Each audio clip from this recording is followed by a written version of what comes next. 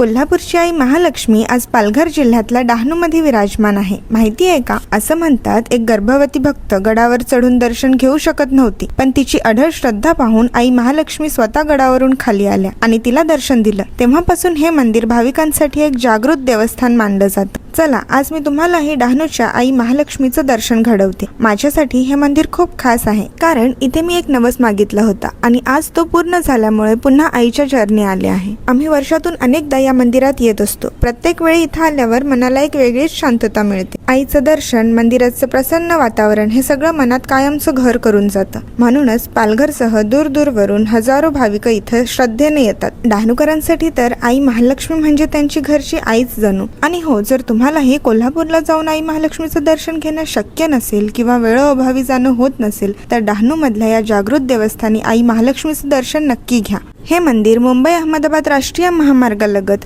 चारोटी जवळील विवळवेढे येथे असल्यामुळे इथे पोहोचणंही सोपं आहे। त्यामुळे मुंबई, पालघर किंवा गुजरातच्या दिशेने प्रवास करत असाल तर इथं थांबून दर्शन घेण्याचा योग नक्की करा। तुम्ही कधी या मंदिराला भेट दिली आहे का?